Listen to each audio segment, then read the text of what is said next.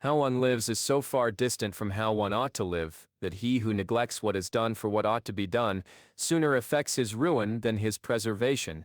Niccolò Machiavelli, a disgraced diplomat, sits alone in exile, his hands stained with ink rather than the blood his name would later evoke.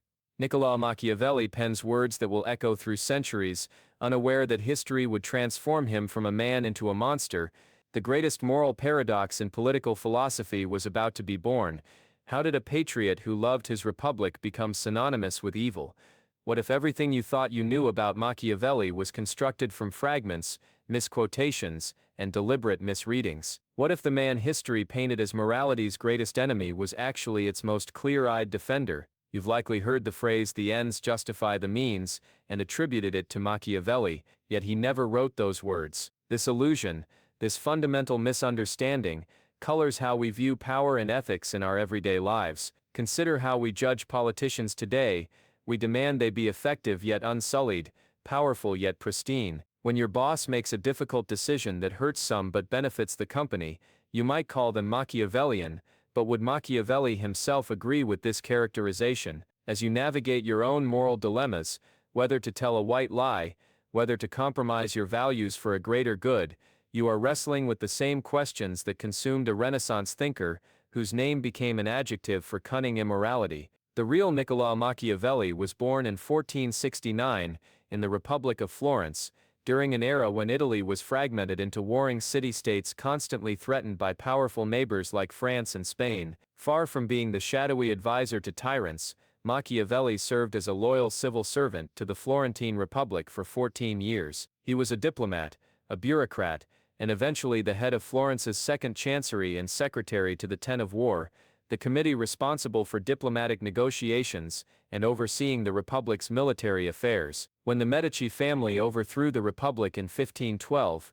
Machiavelli was imprisoned, tortured, and eventually exiled to his small property outside the city. It was in this period of enforced isolation and bitter disappointment that he wrote his most famous work, The Prince. The historical context is crucial to understanding what Machiavelli actually meant about morality. Renaissance Italy was not merely violent, it was existentially precarious. Florence had been sacked, conquered, and manipulated by foreign powers. The political instability Machiavelli witnessed wasn't abstract, it meant real suffering for real people. When he wrote about the necessity of a prince sometimes acting in ways that might seem cruel, he wasn't advocating cruelty for its own sake. He was acknowledging a brutal reality in a world where powerful adversaries wouldn't hesitate to destroy your city. Conventional morality could be a luxury the ruler couldn't always afford. Let us delve deeper into Machiavelli's actual texts, not the caricatures that survived. In The Prince, he writes how one lives is so far distant from how one ought to live, that he who neglects what is done for what ought to be done, sooner effects his ruin than his preservation. This statement isn't an abandonment of morality, it's an acknowledgement of reality. Machiavelli was telling princes, and by extension all who hold power, that idealism detached from reality leads to disaster. But crucially, this wasn't his complete moral philosophy. For a fuller picture, we must turn to Machiavelli's other major work, Discourses on Livy, a treatise that spans over 200,000 words, compared to The Prince's mere 30,000, and which he was writing simultaneously. In the Discourses, Machiavelli reveals himself as an ardent republican, advocating for liberty, civic virtue, and the rule of law. He writes extensively about how republics, governments where power is held by citizens, not princes, are superior for ensuring freedom and prosperity. He even argues that the people, collectively, are wiser than any prince. A people is more prudent, more stable, and of better judgment than a prince. This doesn't sound like the work of an immoral political schemer, does it? What Machiavelli was doing was revolutionary. He was separating political analysis from moral prescription. He wasn't saying what rulers should do in an ideal world, he was describing what successful rulers actually did in the real world. As political scientist Isaiah Berlin pointed out in his famous essay, The Originality of Machiavelli, this separation was Machiavelli's truly shocking innovation. Before Machiavelli, political philosophy was almost always prescriptive, telling rulers how they ought to behave according to Christian or classical virtue. Machiavelli dared to be descriptive, showing rulers what actually worked based on historical evidence. To understand this introspective break from traditional philosophy, Consider how Machiavelli contrasts with his predecessors. Medieval political theorists like Thomas Aquinas believed political rule should conform to divine and natural law. Classical philosophers like Cicero, whom Machiavelli had read extensively, argued that true utility could never conflict with moral rectitude. Against this tradition, Machiavelli suggested something profoundly disturbing: sometimes maintaining power and securing the common good required actions that traditional morality would condemn. This was not a rejection of morality per se, but a recognition of a tragic conflict between different moral values. Machiavelli valued the security and liberty of the republic above all else. If maintaining these required occasional acts that seemed immoral in isolation, then the ruler had to choose the greater good, the survival and flourishing of the state, over personal moral purity. Modern psychology and neuroscience offer fascinating insights into why Machiavelli's ideas remain so unsettling. Our brains are wired to make moral judgments quickly and emotionally. Studies using fMRI scans show that when people consider moral dilemmas, the emotional centers of their brains activate before the rational analytical regions. This helps explain why we feel such visceral discomfort with Machiavelli's cold analysis of political necessity. Psychologist Jonathan Haidt's moral foundations theory identifies several innate moral intuitions, including care, harm, fairness, cheating, loyalty, betrayal, authority, subversion, and sanctity, degradation. Machiavelli's political advice often violates several of these intuitions simultaneously, particularly our care, harm, and fairness, cheating foundations. When he advises that a prince should know how to do wrong, when necessary, our moral alarm bells ring loudly. Furthermore, we experience what psychologists call the outcome bias. We judge actions more harshly when they lead to bad outcomes, even if the decision process was sound given the information available at the time. This may explain why Machiavelli's reputation suffered so greatly in subsequent centuries, as his ideas were associated, often unfairly, with the excesses of Machiavellian followers. The outcome bias led people to condemn not just those misapplications, but Machiavelli's original insights as well. Another psychological phenomenon, moral licensing, may illuminate Machiavelli's thinking. This concept suggests that people who have established their moral credentials in one area feel freer to act immorally in another. Machiavelli seemed to understand this dynamic centuries before it was named. He recognized that rulers who maintained a public image of piety and virtue often felt licensed to commit atrocities behind closed doors. His advice to princes wasn't to be consistently immoral, but to be consistently effective, sometimes requiring public virtue, and sometimes requiring actions that violated conventional morality, but served the greater good. But what if there's another way to view Machiavelli's moral philosophy? What if, rather than rejecting morality, he was expanding it to account for the complexities of political life? The turning point in our understanding comes when we recognize that Machiavelli wasn't advocating for immorality, he was advocating for a different kind of morality.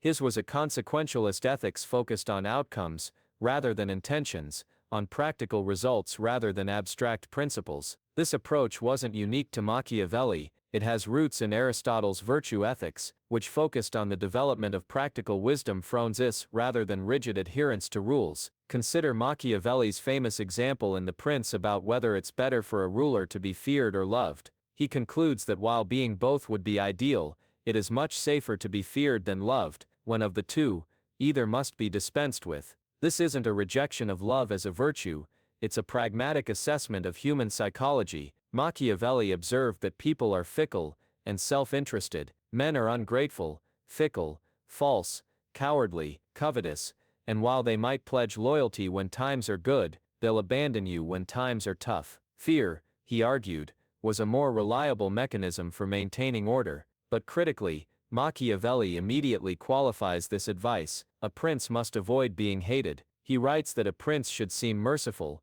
faithful, humane, religious, upright, while being prepared to act otherwise when necessary for the state. This isn't advocating for psychopathic deception, it's recognizing that governance requires maintaining a public persona that inspires confidence while sometimes making difficult decisions that can't be fully explained to the public. The transformation Machiavelli proposes isn't from morality to immorality, but from naive moralism to a sophisticated ethics that acknowledges the complexities of political life. He challenges us to move beyond the comfortable assumption that that good intentions always lead to good outcomes, or that maintaining moral purity is always the highest value. For a modern parallel, consider the ethical dilemmas faced by medical researchers during a pandemic. Traditional morality might dictate that experimental treatments should never be given without years of careful testing, but in an emergency where thousands are dying daily, a more Machiavellian approach might justify accelerated trials that accept some risk in pursuit of a greater good. The researcher who insists on standard protocols while patients die may preserve their professional purity, but fail in their larger moral obligation to save lives. Similarly, in international relations, strict adherence to diplomatic niceties and international law might seem morally superior, but Machiavelli would ask, what if these constraints prevent us from intervening to stop a genocide? What if legal restraint becomes moral abdication? Machiavelli's ethics demand that we weigh consequences, not just principles. They ask us to consider what we're truly trying to achieve, and whether our moral posturing serves those ends. Most radically, they suggest that moral purity might sometimes be a form of selfishness, a way of keeping one's own hands clean at the expense of those we're responsible for protecting. The historical record supports this more nuanced view of Machiavelli's moral philosophy. In his personal letters, Machiavelli reveals himself to be a man deeply concerned with virtue, friendship, and the common good. He was a devoted Republican who believed in civic participation and the rule of law. Even in The Prince, often read as his most immoral work, he concludes with an impassioned plea for the liberation of Italy from barbarian foreign powers, hardly the concern of someone indifferent to the welfare of his countrymen. Moreover, Machiavelli's personal life doesn't reflect the scheming, power-hungry character we might expect from his reputation. Despite being tortured and exiled, he never betrayed his republican principles to curry favor with the Medici. He lived modestly, devoted time to literary pursuits, including comedic plays, and maintained loyal friendships throughout his life. When he died in 1527, he was not wealthy or powerful, a strange outcome for someone supposedly obsessed with power at any cost. So what might Machiavelli's true ethics look like in practice today? They might guide us toward a morality that values effectiveness, as well as intention, that acknowledges the necessity of compromise in a complex world,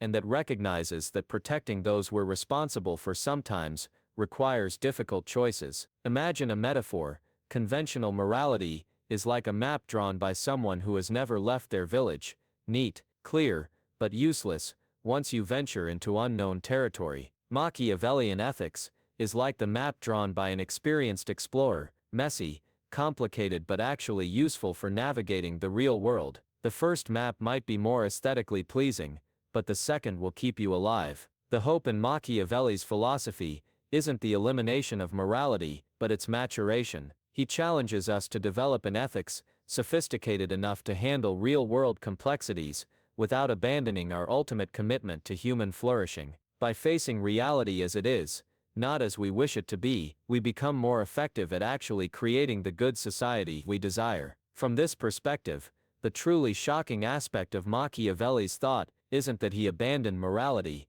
but that he demanded more from it. He refused to accept a morality too fragile to survive contact with reality, too rigid to adapt to changing circumstances, or too focused on individual virtue to secure collective welfare. In our polarized age, where political discourse often reduces to simplistic moral posturing, Machiavelli offers a challenging perspective. He would urge us to look beyond intentions to outcomes, beyond rhetoric to results. He would ask whether our political leaders are effectively securing the common good, or merely performing virtue for public approval. He would be skeptical of both idealistic progressives promising utopia and traditionalists yearning for a golden past that never existed. The ultimate irony is that the man whose name became shorthand for immoral political calculation was actually proposing a more demanding, more consequential form of morality, one that refuses the luxury of moral purity when it comes at the expense of effective action. Machiavelli doesn't let us off the hook, he puts more weight on it. Perhaps the most profound insight from Machiavelli's work is this: political ethics isn't about being good, it's about doing good. And sometimes, tragically, those two imperatives conflict. When they do, Machiavelli suggests that the leader's highest moral obligation is to the welfare of those they lead, not to their own moral comfort. As we confront the complex moral challenges of our own time, climate change, technological disruption, global inequality, pandemics, Machiavelli's clear-eyed realism offers valuable guidance, not to abandon our moral commitments, but to pursue them effectively, in a world that doesn't always reward good intentions. The legacy of Machiavelli isn't a world without morality, but a more sophisticated understanding of what morality demands of us. 500 years after he penned his controversial works, we're still grappling with the fundamental insight that shook Renaissance Europe, that the path to a good society might not always be paved with conventionally good actions. In the end, Machiavelli doesn't offer us moral simplicity. He offers us something both more demanding and more valuable: moral seriousness. He asks us to take seriously our responsibility for outcomes, not just intentions, for effectiveness, not just purity, for the real world, not just our ideals. That's not the abolition of morality, it's its highest form. So the next time you hear someone described as Machiavellian, pause and consider whether they're truly immoral manipulators, or whether they might be grappling with the same moral complexities that the real Machiavelli understood all too well. And perhaps in your own moral dilemmas, ask yourself, not just what is the right thing to do, but also, what will actually create the outcome I believe is right? That's the question Machiavelli would have us ask, and it's why his challenging perspective on morality continues to shock, disturb, and ultimately enlighten us, 5 centuries after he first dared to write the truth as he saw it.